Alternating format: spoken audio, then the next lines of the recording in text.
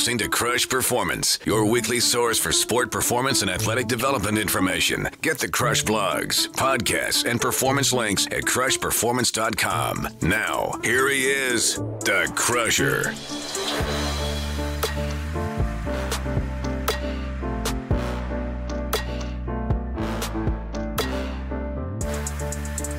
Welcome to Season 18 of Krush Performance. I'm your host, Jeff Gershell, and if you're new to the show, Krush Performance is all about athlete development, sport performance, and creating coachable players. I've spent 30 years working in the world of high-performance sport in exercise science, physiology, strength and conditioning, and talent and skill acquisition.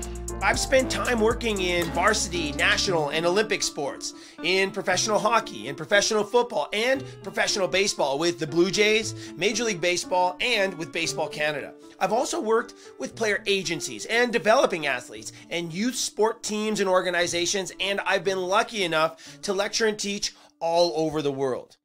In a nutshell, my work is all about developing great athletes who can then be coached to become great players in their sport, whatever it might be. And that's exactly what Krush Performance Radio is all about. And this season is no exception.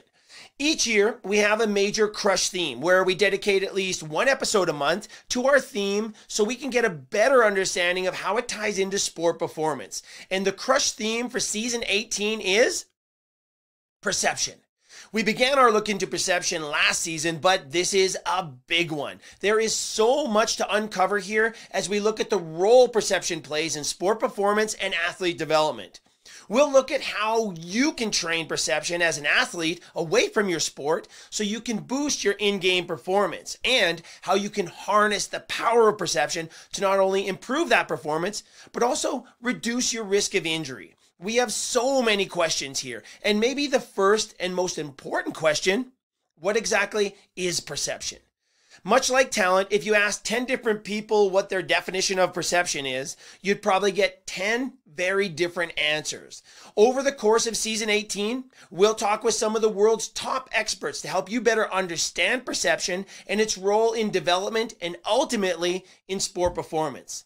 We'll also be talking about skill acquisition, talent development, and the Krush concept of creating coachable players. I'll outline what thinking like an athlete means and why it's a game changer for coaches, parents, and athletes alike. We'll do a deep dive into the power of leadership. Here, we'll look at the teams and organizations who've made major leadership changes and break down what's worked and what hasn't and why. We'll look at some of the past and present Krush teams to watch, like the Edmonton Oilers, for example, who through major adversity and massive changes battled all the way to Game 7 of the Stanley Cup Finals last season. The Oilers weren't only the Krush team to watch in the NHL last season, they were the Krush team to watch in all of sport. We'll also have a look at teams like the Cleveland Browns and New England Patriots in the NFL. In Major League Baseball, we're really following the Baltimore Orioles. We're still watching the Astros after their big turnaround in 2011. We're looking at the Kansas City Royals as they make another surge this season. And of course, we're watching the Blue Jays. They're going to be really interesting to watch as I feel some big changes might be on the way there. In the NBA, we have our eye on the Orlando Magic and the Pacers. There's just so much to learn from teams like these as they rebuild, regroup, and eventually attack performance.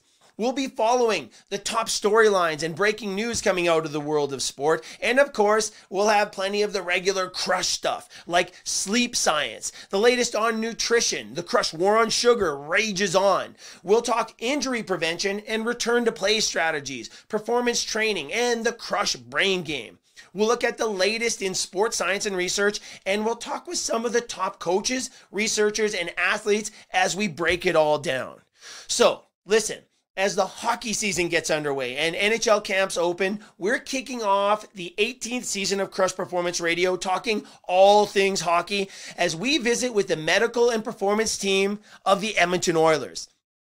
We'll discuss off-season training and transition strategy as the team heads into the preseason, getting ready for the season. We'll look at the role of player testing. What should you be testing and why? And not only that, how do you handle the data once you've got it? How do you put it all together and present it to the players? And I want to talk about in-season management. I'll ask the guys about managing their players during their deep run into the playoffs last year and how they approach the shorter off-season they're just coming off of. We'll look at the pros and cons of year-round hockey and balancing development and competition and injury prevention. And we'll outline some of the trends the guys are seeing at the highest level of the game. Players are changing, and it's not all necessarily for the better. Find out why and how you can keep your players safe and healthy. We'll talk about all of this and much more. So here we go. Season 18 of Krush Performance Radio. A new season talking athlete and player development. A new year of helping you tap into your potential. Breaking down the very latest trends and research to help you push your performance to new heights. A season dedicated to guiding coaches, parents, and athletes through a process I call creating coachable players. And as always, I promise a season of Krush Performance focused on helping you think like an athlete so you can chase down your dreams and goals in sport. I am so glad you're here, and I'm very proud to kick off this season with TD, Chad, and Joel of the Edmonton Oilers as we talk performance in hockey. Let's get to it.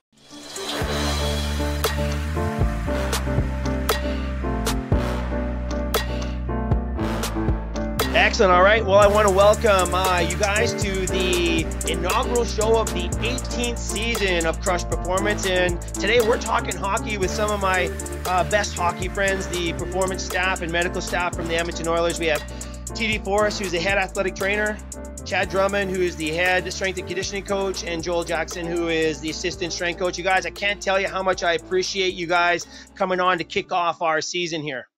Thanks for having us, dude. Yeah, thanks for having us. Yeah, so I'm pretty excited. We have a lot of things I want to cover here, but first off, I just want to congratulate you guys on that season last year. Of course, I follow the team closely, and not just because I'm a fan and because I know you guys, but because of what actually went on in that organization last year. It was just fascinating to watch you guys from a sports performance perspective, just the highs and the lows and the roller coaster, I guess, that's professional sport. So I'd like to maybe start it off here, guys, like with that run that happened last year and, you know, looking at how deep you went. Maybe we could start our conversation talking to our audience, which are parents, coaches, and tons of athletes at all levels of the game about off-season training.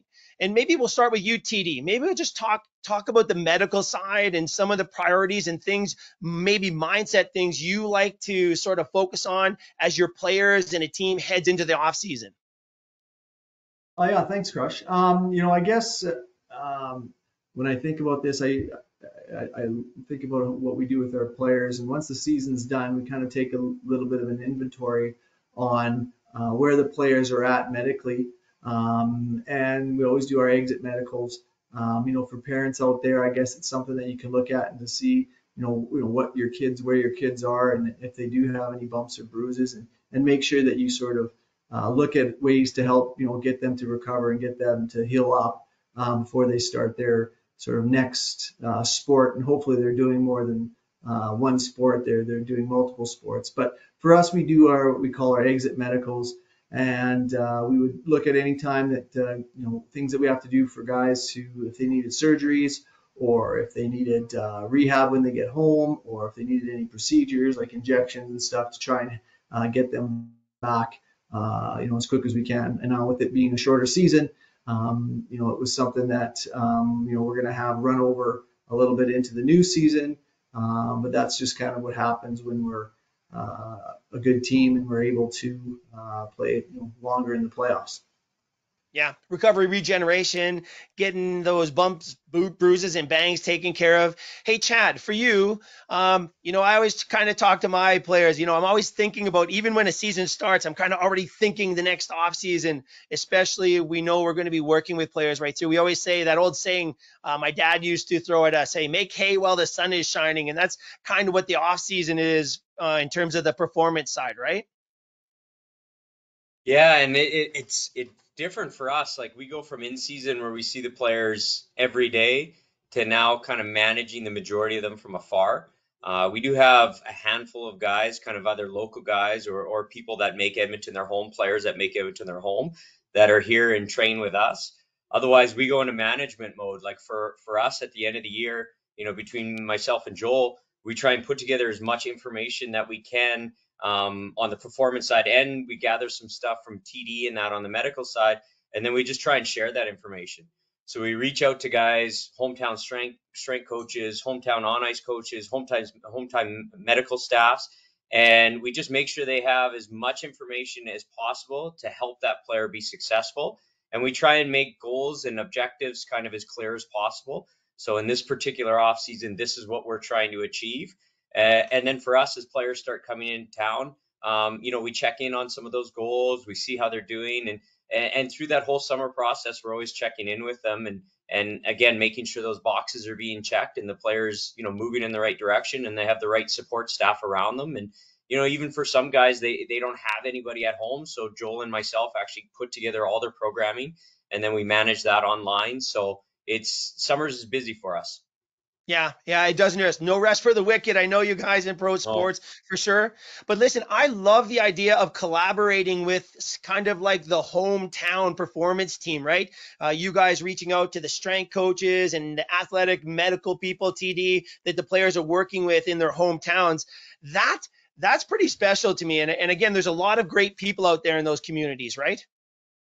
Yeah, and it is a very collaborative approach. And when guys leave, they sometimes have, they have different exercises. There's some different philosophies, maybe that, maybe not what we were implementing in season. So it's important for us to kind of get an idea of what they're doing and, what fitness is for them. And then that way, when we get the player back, we're able to kind of tailor some of the program to some of the drills and exercises that they do in the off season. And we have a good idea of what they like doing, what they don't like doing. So you're right. Like, it is a very collaborative approach. Yep, I love it, guys. Hey, Joel, you and I have known each other for years now. In your days, we're back working with the varsity sports and the younger athletes. Hey, here's a question for you, for all the parents that are watching, even the coaches, and certainly the players as well.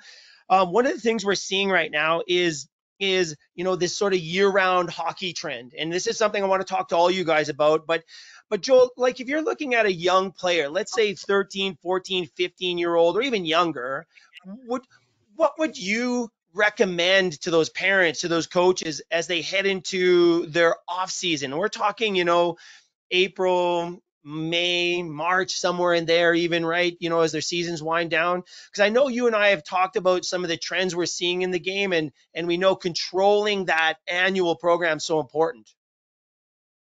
Well, I think like when you said like the off season, it'd be to like actually give your kid an off season would be the biggest thing, especially when they're that young age. And you see so many of younger players now having the issues with their hips, whether it be FAI or labral issues, and it seems to be really tied into the fact that they've just played the sport so much and have spent probably too much time in sport specific positions. So I think with like the younger player, just like not feeling like you have to be on the ice like all through playing spring hockey, summer hockey, and actually dedicating some time to whether it's like if you're playing another sport, trying to continue to play that other sport in the off season and give yourself time away from the ice and actually do some smart training that, especially early in the off season, like some of the stuff that we still like to do with these guys is have like sometimes we'll call it like a tissue remodeling phase where you're trying to focus on different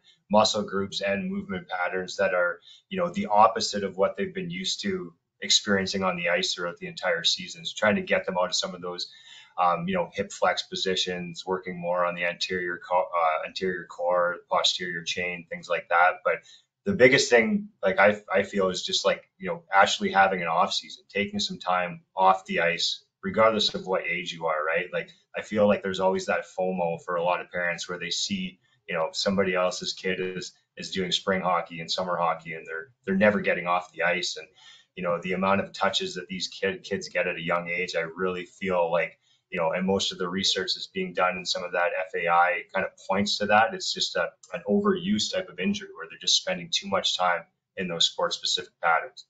Yeah, and it starts early. Here's the cool thing. We're talking to a bunch of guys who are dads, who are brothers, who have been through the systems as well. You guys, if I were to just sort of take this time, the next couple of minutes, maybe TD, if you had some thoughts for parents of hockey players, you guys have probably noticed trends, and I want to get to this in a bit here, some trends in the game. Are you guys seeing a change in players coming into the game? Are you seeing a tendency to certain injuries? Is it related to overuse early on, because this starts early, right? So TD, any advice as a parent and as a pro at the highest level of the game for parents who have kids that just love the game of hockey? Absolutely, and I think I'll build off of some stuff that Chad and Joel said. One of the things that we've noticed over the last 10 years is that injuries that used to happen in the NHL started creeping down into major junior or junior type hockey, and Joel hit it on the head, like the FAI and the impingement stuff. And now we're seeing those things that are happening more frequently in the junior. Now they're starting to creep into the bantams and the midget ages. And so by being on the ice as much as they're being on the ice, all those overuse type potential injuries are starting to track down into younger and younger. And I think the second part to that, in my opinion, and it's a little bit into Chad and Joel's side of things here too, but just the motor patterns that they're missing out by trying other activities, whether that be a baseball or lacrosse or soccer, using different body parts in different ways, using your visual acuity in different ways.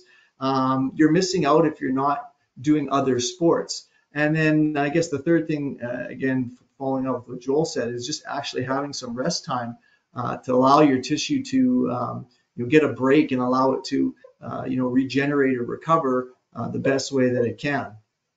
Yep. Hey, TD, you had girls in dance, and that world is sometimes as demanding as any of the mainstream sports. So you're kind of talking from experience here as well. Yeah, no, I was fortunate. Our kids were in competitive dance, and there are things that you have to keep an eye on, even if you're not doing contact sports. And a lot of those non-contact sports have those overuse injuries, and I was fortunate enough that we would make sure that our kids had downtime in their off season. And even though, it's tough as a parent because all the kids want to just keep doing it. They just want to keep playing hockey. Or they just want to keep dancing. And it's hard. Like there was times when my daughters would want to go to another city to do a camp. And we're just like, no, you can't. Or they wanted to go away, for part of their schooling. And we're just like, no, we're making a decision that this is what's going to be best for you. And I'm not saying that every decision we made was perfect, but I think, looking back, we were glad that we made those hard decisions. Yeah, great. And they are hard decisions, especially for a young kid who loves sports. Hey, Chad, are you going to apply some of the things you've learned in the game as your kids come up and get involved in organized sport? 100%. Yeah, like I think there's definite kind of windows of specific development that kids can go through.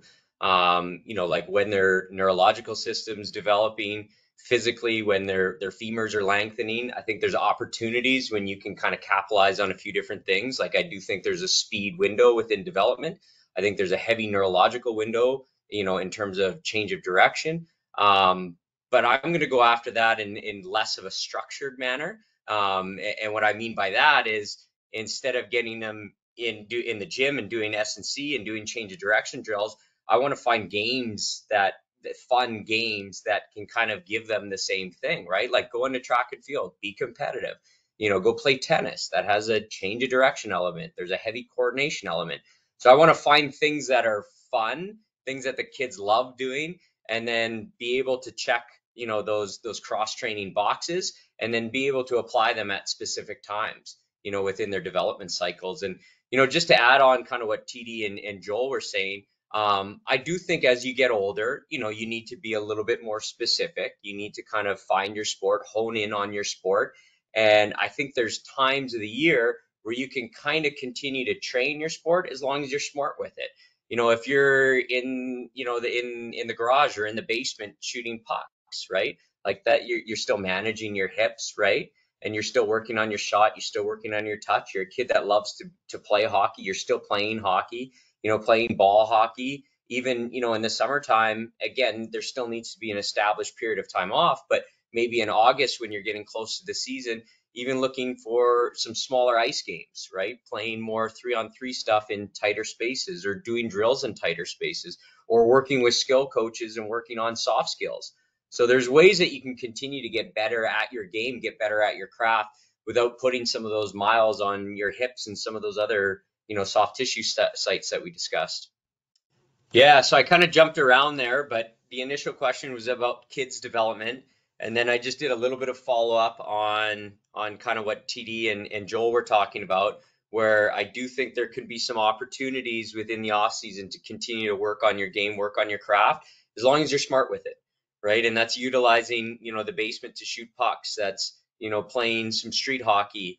That's maybe working more one-on-one with a skill coach, working on specific thing where you're not skating as much. As you get closer to the start of the season in August or late July, maybe doing some small area games. So there's ways that you can continue to work on your craft, work on your game, but still manage some of the stress that we were talking about that, the hips seem to be picking up with just excessive, like 5-on-5 play, practices year round. So I do think it's important to establish that off season and then be creative with the way that you're trying to develop your sport in the off season. Yeah, I really like the concept of those windows of development too, because there's a time, I think, when an athlete has to kind of pick and choose, okay, hockey is going to be my sport. And maybe if they love it enough, they want to maybe try to approach that high performance pathway.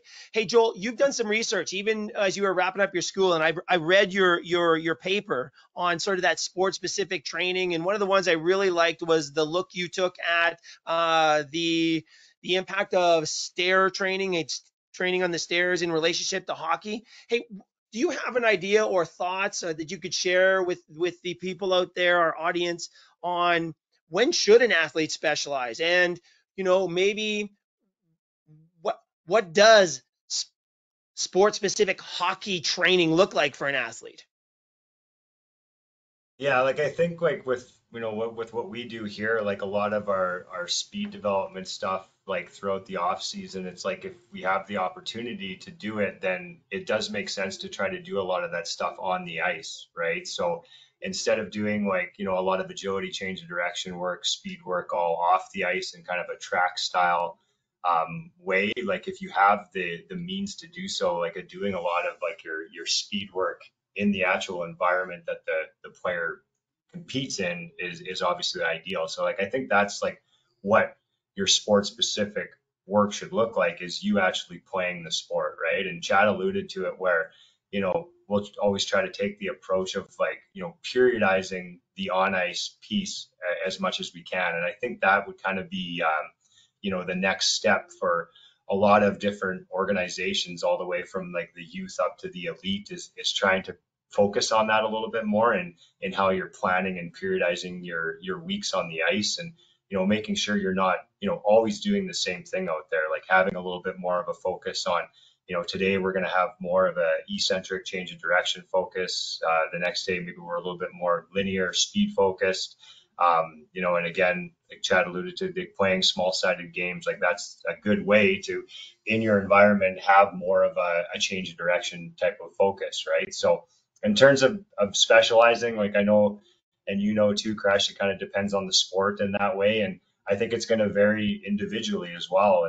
And another part, like for individual variation, when it comes to the stuff with the FAI and some of those overuse injuries, there's a lot of individuality there too. So there's going to be some athletes out there that can tolerate way more than others and not have any issues. Like I recently read a book that I think I talked to you about. It's called The MVP Machine. And they talked a lot about Trevor Bauer and how he's just an anomaly where the guy can handle, as much throwing volume that anybody could ever toss at him, right? And he doesn't have any issues, or he rarely does have an issue, where it's going to be completely different for somebody else, right? They might not be able to handle a fraction of that volume and end up having issues. So And then the way to kind of pinpoint that and figure it out, like I don't have an answer for it to, how are you going to know if your kid can tolerate a certain amount of volume, right? I think it's just kind of being mindful of your body and, how things feel. If certain issues pop up throughout your training, it just could be a time to just start to look at what you're doing throughout a weekly basis and, either pull back or push it ahead a little bit. And, it all comes back to those first principles of training is like you need to have a progressive overload throughout your training history in order to get better, and you need to kind of push certain things at the right times in terms of your volume and intensity in order to get those adaptations you're looking for. But really trying to figure out and hone in the type of or the amount of training volume that's going to be ideal for you. Yeah, right. No, great stuff, guys. We're talking with TD Forss, head athletic therapist for the Edmonton Oilers, Chad Drummond, the head strength coach, and Joel Jackson, the assistant strength coach. Again, guys, appreciate your time. I know the season comes close here, and that's kind of my next sort of thing I wanted to talk to you guys about.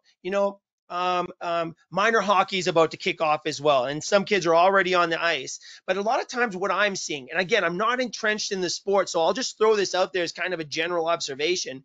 Some of these teams, these youth teams, even in the AAA and the high performance side, they hit the ice and they're going full tilt. I see very little transition into the season. Maybe you guys can sort of share some of your thoughts on how you sort of build your guys for training camp and then for the season, and maybe some advice for the players, parents out there for certain, and even some of the coaches and administrators who are running these organizations. Any thoughts on that, guys, to sort of that transition in the time and what should happen as you get ready for your season?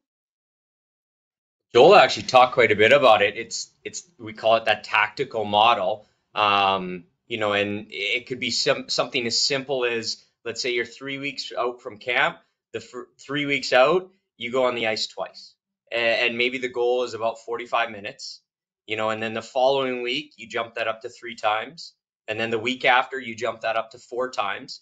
So then once you get into your season, you only have maybe a 10 to 20% increase in training volume. You can get even fancier with it. Again, we kind of talked about that tactical model, having themes of the day. So you could have a day where you're doing more big ice stuff, has a little bit more of a conditioning element to it, a little bit more flow skating, versus another day you could do more small-sided games. It's more tight spaces. There's more starting, stopping, quick reacting, quick decisions.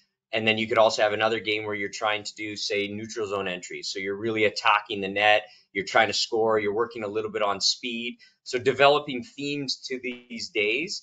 And then that way you're also trying to enhance qualities, right? So I'm trying to get faster, or I'm trying to get a little bit fitter, or I'm trying to work on my change direction or my reaction. So you can do that within the environment.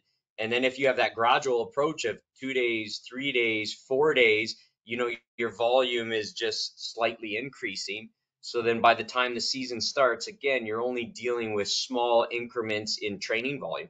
Like for us, by the time the season starts, we're going to get to 6 days a week. We know we only have, and that's CBA regulated, 1 day off a week. Otherwise, we're going to be skating 6 days in a row. So from an injury prevention perspective, and also just from a performance perspective, so trying to make sure they don't get injured, trying to make sure they're performing well, we need to make sure that we're gradually building all those different qualities. And by the time they get to the 6 days, it should be easy for them. Their body's almost used to it by then.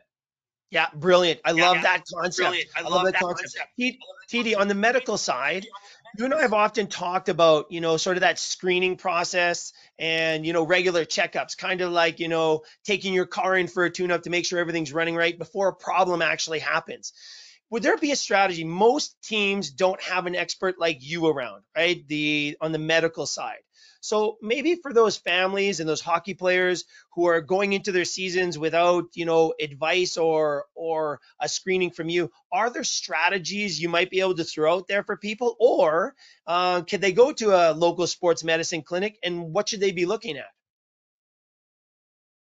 That's a good question, Krush. Yes, there are in Edmonton. There are people in most cities, all cities, have people that can look at how they are moving and what their movement patterns are. I think if you wanted to break it down to the basics, which is sort of like the FMS, it's sort of like how are they squatting? Are they squatting properly? How are they lunging? Are they lunging properly? How are they rotating? How are they being able to do those things it properly? And because that'll show them different things that might be causing either maybe a little bit of a stability issue or a little bit of a mobility issue. So mobility is obviously the length of the tissue compared to the other parts of the body, and then the mobility is it moving the proper amount and moving the proper way. There are some tools online that they can look up and follow those type of things. But I think if they wanted to take it to the next level, would be to find someone in their community that would do the sort of that functional movement screen to give them an idea of how they are moving. And I mean, we use it even though our players are older, whether they're 18 or 33. We use those type of things at our medicals. We go in and we break them into groups, and I think Chad and Joel can probably speak a little bit more in depth on what they do, but we break them into different groups, and it gives us some focused things to work on for the player to try and make sure that they do have that mobility and stability and allow them to have good base to continue to build on. Yeah, I love it. And TD, on the medical side as well, one thing that's really catching on is the baseline concussion testing. I personally love it, but that's a real big part of the picture now, isn't it, at every level of the game? Yeah, absolutely. My kids were in a non-contact sport, and I did do baseline concussion testing on them. Protected Papa Bear right there. And honestly, it was probably 80% for life, 20% just for the sport dance that they were doing. But funny enough, one of my daughters did slip, fall, bang her head, and we were able to compare it. So fortunate but unfortunate. But absolutely, like, I know I get so many calls from people like, my son banged his head, and then the whether it's a student trainer or an athletic therapist or the parent, medical person, they're like, oh, well, you can't play, until you get cleared by your doctor, which is good, which is important. But it's also very handy for the doctor to know what they were at baseline, to be able to look at that. So when they do their assessment, they have an idea of how close they are or are not. Now, of course, the developing kids, they can change from the start of the season to the end of the season. That's just like their height does, their weight does, their mental capacity, etc. does. But it is something that there are clinics within Edmonton, within big cities that have the ability to do that. There may also be some ones online, but personally for children, once they're getting into some activities that could potentially have that, I think it's very important to consider that. And it shouldn't be that expensive either. Like, there are ways to sort of track through it, like I said, online. We know that more and more, I would not say elite, but higher level sports are requiring it, and many are doing it, just to be best practices. Yeah, for sure, especially to that return. Okay, guys, here we go. This is, I've been waiting for this question, and I'm just going to throw it out there because it is that time of year, and sort of coming off of the idea of getting that baseline concussion test, guys, testing for the game of hockey. Hey, Joel, Chad, if you were just to throw it out there, what would you guys say? And I'm kind of throwing you under the bus here, so feel free to fire back, man. But is there one area of performance you guys feel for young athletes that don't have experts like us kicking around? Is there one area of performance you guys feel is maybe more beneficial to look at, like cardiovascular, agility, strength, power? Do you know what I mean? Is there, just in general for the game, do you guys feel, hey, if a kid's going to do something to help his game of hockey, is there one thing you guys would maybe say, okay, this would sort of be step number one for me? Just throwing it out there. Yeah, I don't know. Unfortunately, I don't know if our sport quite works that way. I don't know if we can make it that simple. Hockey's very interesting. Like, you need to be strong, you need to be fast, you need to be powerful, you need to engage in contact, you have to have lower body strength, you also have to have upper body strength, you need to be fit. In the NHL, you need a fairly robust aerobic system. Like, we play 82 games in a pretty condensed schedule. We could have 3 or 4 games in a week with back-to-back and traveling from one side of the country to the other side of the country. So even the aerobic system is quite important in our sport, even though we're not considered an aerobic sport. I don't know, Joel, what do you think? That's a hard question.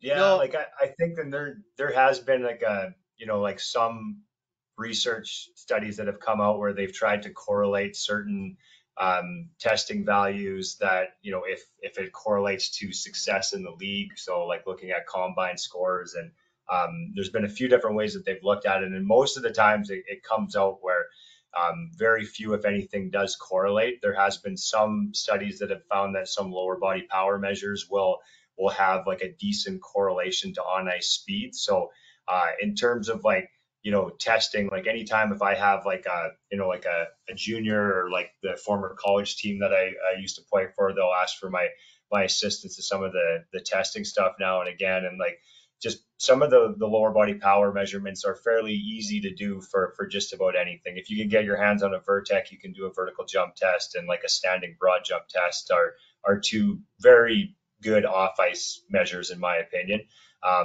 And then like, as you know, like both of us are a big proponent of on ice testing, and it's it's like you're playing the sport on the ice, you should probably do some testing on the ice. And I've heard multiple stories of whether it's a scout or a coach where they have a player and it's like, yeah, this guy's slow, that's what's holding him back, he's got bad boots or whatever it is, right? And then you get him out there and test him, and he's in the middle of the pack, right? Like he's not as slow as what you thought he was. He just maybe doesn't look that fast, right? So I think that can always like offer some pretty valuable information to, strength and conditioning staff, medical staffs, coaching staffs, especially if you can actually get the players on the ice and see what they look like in a straight line. And, whatever test that you do want to do, there's a hundreds of them that you can do in terms of conditioning, speed, agility tests on the ice. Like, it can be difficult, right? Because as we all know, it's, ice is expensive to rent, and it's like, it's something that the coaches don't really want to give up a lot of time on either. But, I think the more we kind of educate people and get it out there that it's an important, thing to try to do, even if you are using a stopwatch sometimes to start off, right? It's kind of better than nothing. You can still get some pretty valuable information off of it. But yeah, you play the sport on the ice, you should do some testing on the ice. yeah, no, you guys, I love it. So a couple of things that I just got to break down. Chad, one wonderful answer, man. I mean, I think that just kind of paints the picture of, it's just not such a simple thing. We try to simplify everything sometimes too much. Keeping it simple is important. But you said one word there that I just love, this word robust. You talked about robust athletes. Now, robust is kind of a word we would normally, connect with a nice wine at dinner, maybe. So a lot of people don't hear the word robust when we talk about athletics. But I love that concept for athletes, guys. Just the idea of being well-rounded and robust, because you can't be one-sided. You got to be sort of the whole picture thing. So let me ask you this: for all the well, that's where Jeff. No, I was just going to add to that, and kind of to Joel's point, like from a performance perspective for testing, a lot of the time what you're looking for, and this is why you need more information, is to help drive decisions. So he gave the example of the player that the coaches didn't feel was overly fast, tested the player, they were actually middle of the pack. That's where, okay, now the next step is, what's his aerobic system like, right? Because the problem is the kid's not very fit, then it could be a fitness issue, right? He might not have any sprint repeatability. So he goes out for one shift and then he dies off, or after one period he dies off, or, the second of a back-to-back game, he doesn't have the sustainability. So that could be actually impacting his speed. Or then you go and cross-reference with coaches and you start asking questions around, how does the player make decisions? How crisp are their passes? How do they see the ice? And then it might be more of a technical thing, right? Or a tactical thing. They might lack a technical skill, so the ability to make the pass, or tactically, maybe they're out of position all the time. So this is, you like to have that one answer, but it's definitely more complex than that. So that's where for us, it's, okay, what are all these different areas of performance? And then we want to collect information. And then as a group, we start making decisions and we start looking at the information and say, okay, how can we make this guy better? What do we need to focus on? Is it fitness? Is it speed? Is it more on the ice? Do we need to work on a technical skill, or is it a tactical skill? So unfortunately, there's not one simple answer, but for our world, we try and look at the big picture, and then it helps us just make better informed decisions.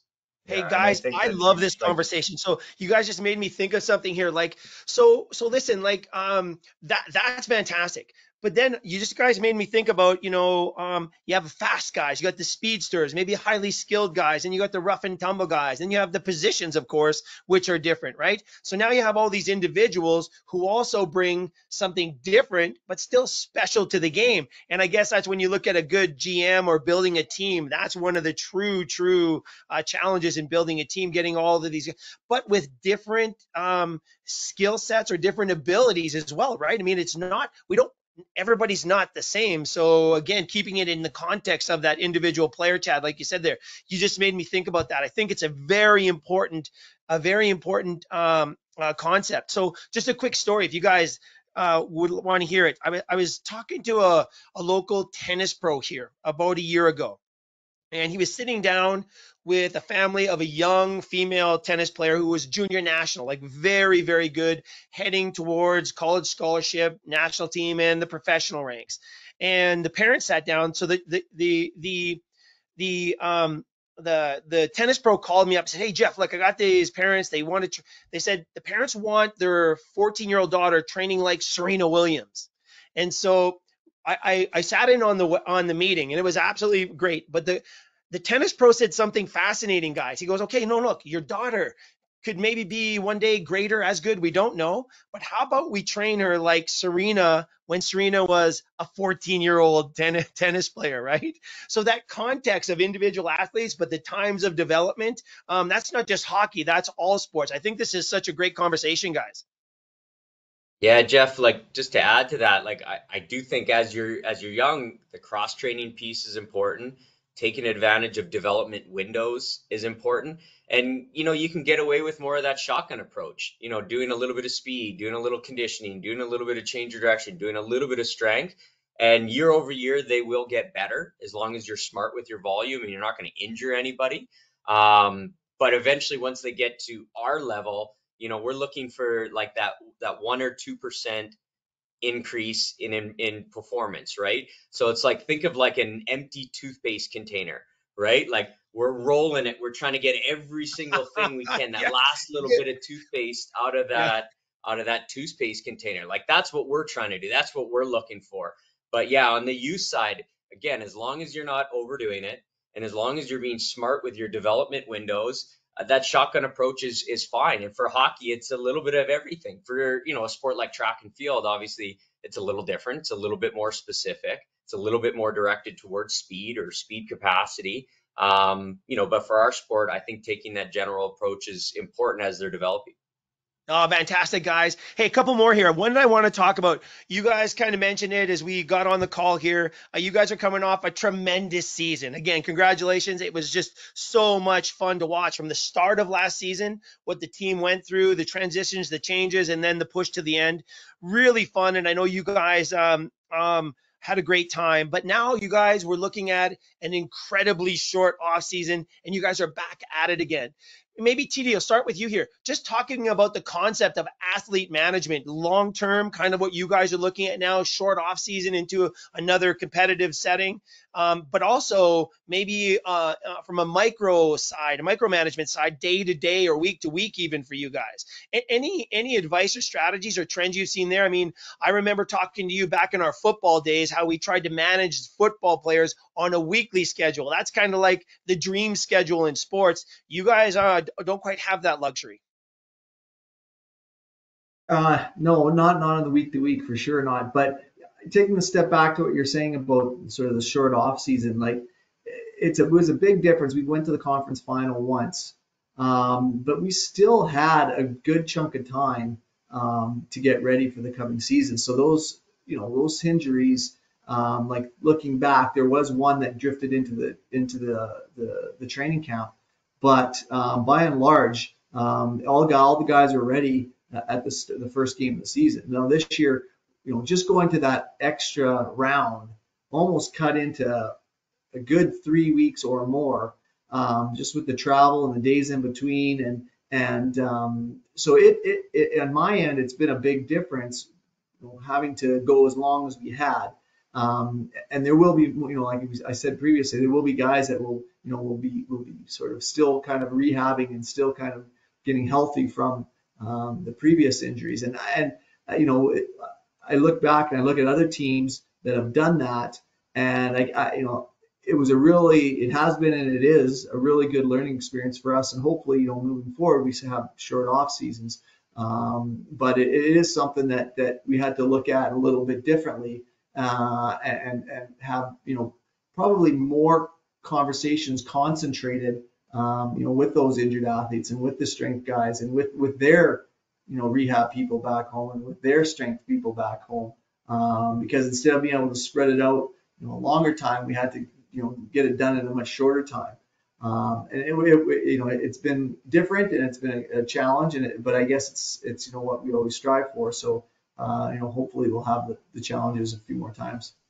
Yeah, for sure. I agree. I'm hoping too. Hey, Chad and Joel, listen, for you guys, I wanted to ask you this because I again, watching the season and following you guys all year long, I'm always fascinated by the schedule and how players respond, how teams respond. Hey, do you guys have different strategies for different parts of the season? And then as you guys go into the postseason, what were you guys thinking? And then as you guys went deep into the postseason, what were you thinking? And then as you guys approached a short off season, what are you thinking? So many variables there. Just wondering how you guys manage the team over the course of the year and in a special year like this one coming up. Yeah, I can kind of start this one off. So we're always in communication with the coaches. We sit down at the start of every month and we build out a calendar, we build out a plan. We know what days we can kind of push them a little bit more in practice. We know what days we want to manage them a little bit more. We know what days, especially coming off days off, where we want to kind of potentiate them. We want to drive a little intensity with some lower volume. So we put that all on a calendar. And then on that calendar, we don't treat everybody as equals. We monitor through technologies that we have. We know how we're going to treat the bigger minute guys. And then some of those lower minute guys, obviously they're missing some gameplay. So their volume starts to drop off a little bit. We're finding opportunities where we can make up some volume in practices. And then more long term, so as we get into the playoffs, we want to make sure our volume starts decreasing. So there's a little bit of a taper there, obviously not a taper within gameplay, but a taper within practice volume. So we do want to see that decrease. Other things that we do is we plan for it, but then we also monitor high and low weeks. So we know what weeks are going to be a little bit higher. We know what weeks are going to be a little lower. So we always have this little bit of undulation, harder weeks, easier weeks as the season goes. And then as we get into the playoffs, we built up a lot of that chronic volume. We've cleaned a lot of things up in terms of special teams and power play and all that stuff. So we look at that more as an opportunity to manage rest time, or increase rest time, and manage on ice volume. So we definitely decrease our practice volume throughout the course of the playoffs. You will have chunks that are hard to manage, chunks of time. So if you win a series early, so for example, the LA series, we won that pretty early, round one, and it was like a week, 7 days, I think it might even be more than 7 days off. That's now a challenge to manage because now you've adapted to playing basically every other day and only playing to now having a stretch of time where you have to keep players physically ready, keep them physically engaged, which is now challenging, and not create fatigue, because now practicing for 5 days straight is quite a bit different than playing every other day. And practice volume is a little different than game volume. So we're definitely strategic with the way that we plan that time and how we organize that time. But it all comes down to good communication, a good working relationship with the rest of your staff, which we're very fortunate we have. Ultimately, we're not the one making those decisions. It's the coaches making those decisions. But from more of a, say, physical perspective, we have our input, we have our guidance, and then we're the ones that are tracking a lot of the information. So we kind of create some checks and balances as we go. And then going into the off season, it was very unique. So the one instructions we had was establish time off. You know, I've had years where we're done in early April and we're starting off season training May 1st, right? Where a lot of guys were panicking. So now all of a sudden it's July and they're like, I feel like I need to be training. Everybody else is training. I feel like I need to be skating. Everybody else is skating. So for a lot of the time it was just like, guys, don't panic. I need you to take some time off. And depending on injuries, depending on age, that length of time was different for everybody. And then just being more strategic when you started your on ice sessions, right? So it's kind of like what we talked about from the youth perspective of making sure you're establishing that off season. And the one interesting thing is when we did start skating, guys looked better. Subjectively, they felt better. They didn't deal with any of like the groin, the low backs. So that was just interesting to note because that was unique for us. Is I did find once guys started skating on August, they were fresher, they picked things up quicker, they subjectively felt sharper on the ice.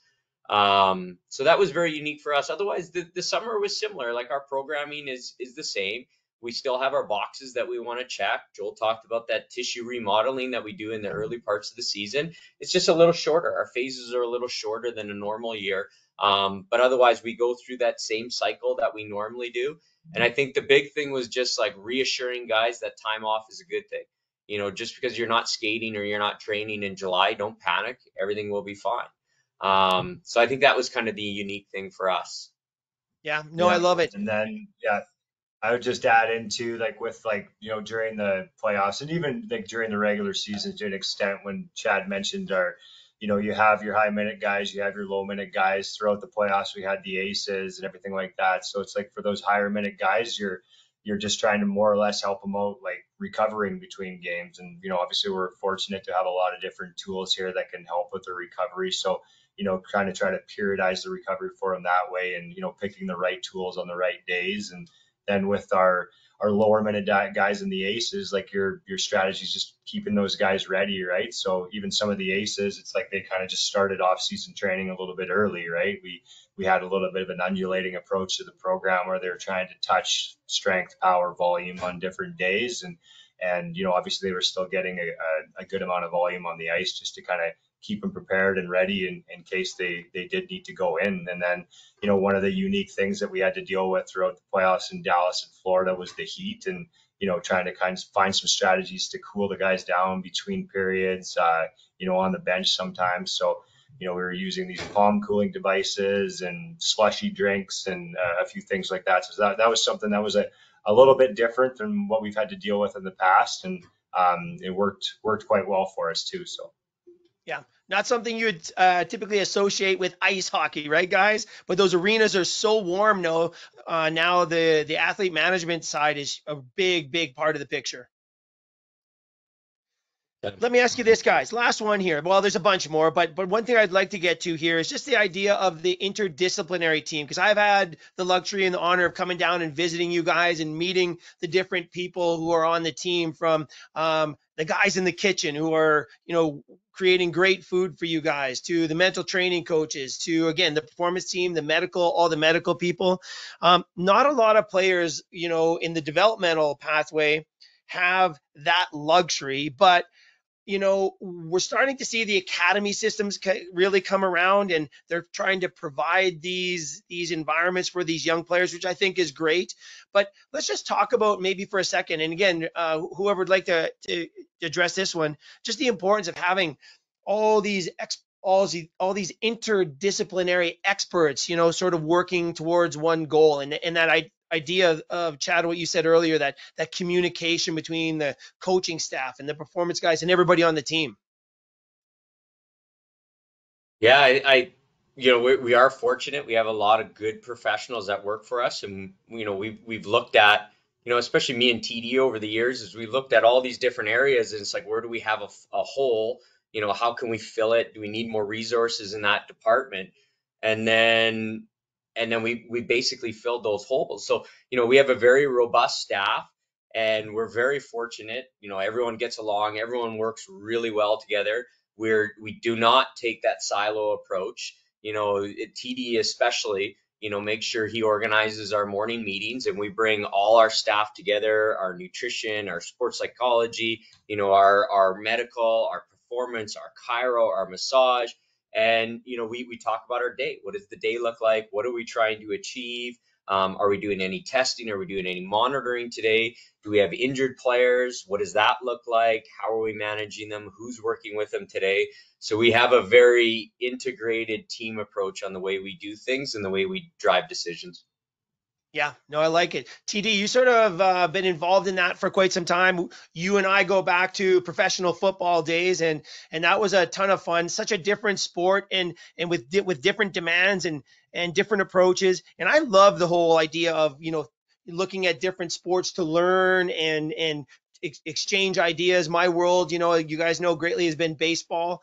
So I really do love talking to you guys to get ideas, and maybe even just to get the mindset shift of, the kind of athletes you're dealing with and how you approach. But Titi, you've been part of multiple sports at the pro level, and that's got to be quite a good perspective chair for you. Absolutely. I think that you definitely are able to pull things from different sports, and be able to use them on wherever you are currently. And one thing, a little bit of a shout out to football, is that my thought process is that in my position and my colleagues that on the medical side that have worked football, pretty much anything can happen in football. You've got 5'6", 130-pound DBs or slot receivers, and then you've got 330 pounds, 6'6", 6'8", defensive linemen, and then you've got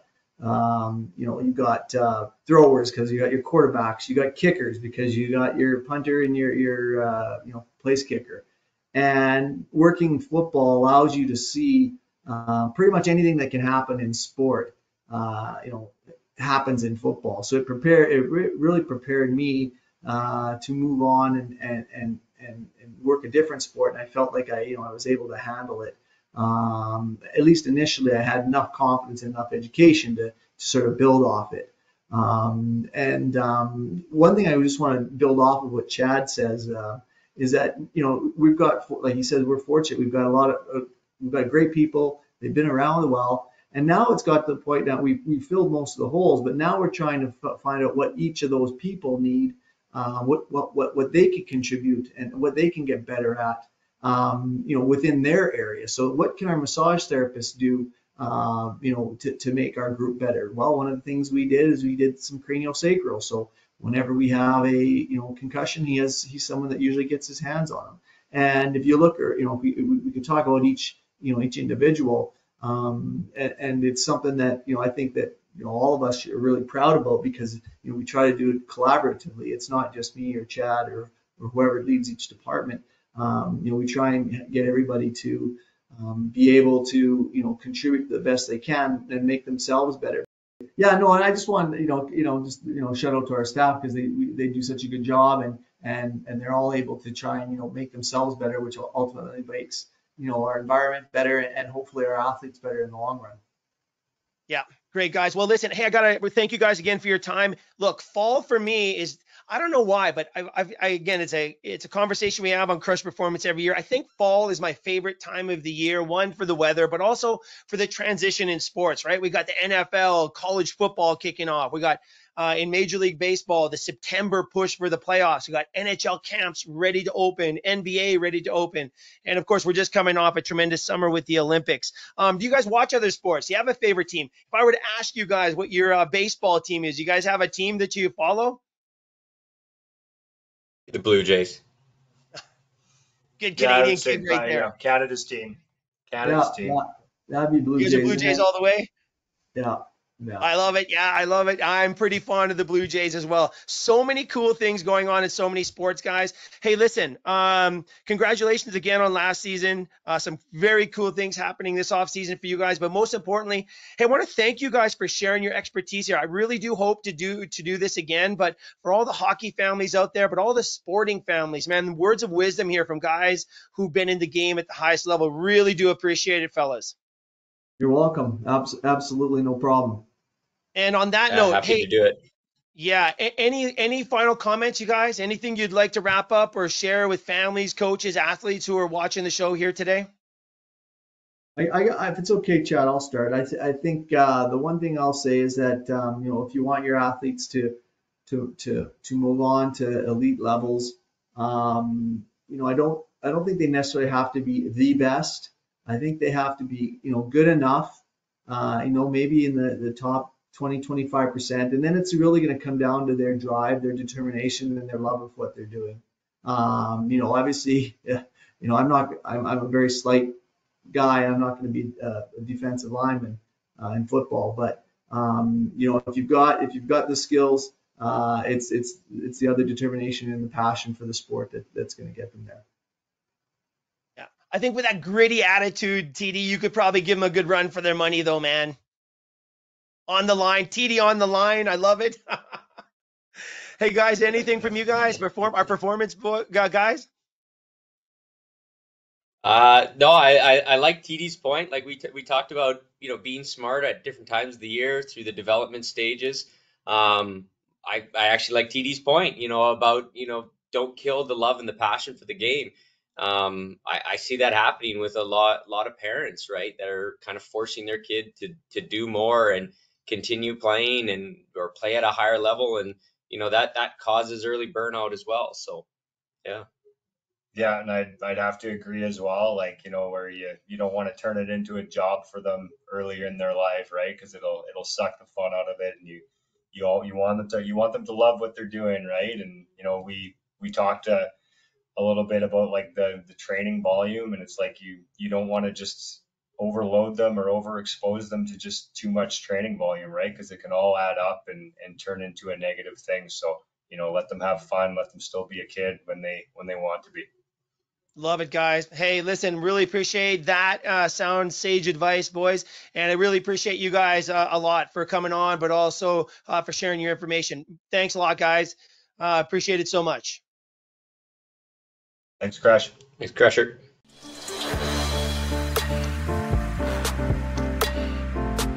There you go. Just a great conversation with the guys from the Edmonton Oilers as their preseason camps get underway. There is a lot to take away here, and for me, the most important concept, I think, was the idea of doing less. More just isn't the answer in sport. This is why our number one priority in all of our performance programming is rest, recovery, and sleep. The volume and intensity of work we do is all scheduled based on the quality and quantity of the rest an athlete can get in any given time frame. The other big takeaway for me is the idea of slowing it all down at the youth levels of hockey. A lot of wear and tear that the guys are seeing with their pro players is starting so early now. If you're a player or if you're a parent or coach, this might just be one of the biggest advantages you can have if you're working to chase down a dream of playing at the higher levels. Play less, recover more. In the off-season, play multiple sports, and take the off-season off from the game. It can seem counterintuitive, especially in today's sporting landscape, the concept of doing less. Maybe a better way to frame it up is to do less of the same thing. Mix it up. Use the off-season to get ready for the game. Play other sports, get into a training program, or just go out and have some fun getting away from the scheduled demands of the competitive season. The idea is to avoid burnout, avoid overscheduling, and most importantly, avoid the injury trends we're seeing associated with year-round sport. No matter how you spin it, we know that less can certainly give you more when you're creating coachable players. I'm Jeff Kershell. I'd like to thank TD Forss, Chad Drummond, and Joel Jackson of the Edmonton Oilers for joining us today. I, for one, will be following the team all season long. I hope you do as well. And I'd like to thank you for tuning in. If you have any questions, comments, or smart remarks, get them to me. Write us at info@jeffkershell.com and check out our website. Get to the Krush archives and the Krush Performance links and sign up for the weekly Krush Report newsletter. Go to jeffkershell.com. The Krush Performance podcast is recorded right here in the Krush studios. Our distribution partners are Edmonton Sports Talk Radio and Radio Influence Digital Media. Website and educational material produced and directed by Debbie Kershell, Miss Crusher. Theme music, graphics, and video design by Noah Alexin at Nolexin Visual and Sound. Thanks again for tuning in, everybody. We'll talk to you next time right here on Krush Performance.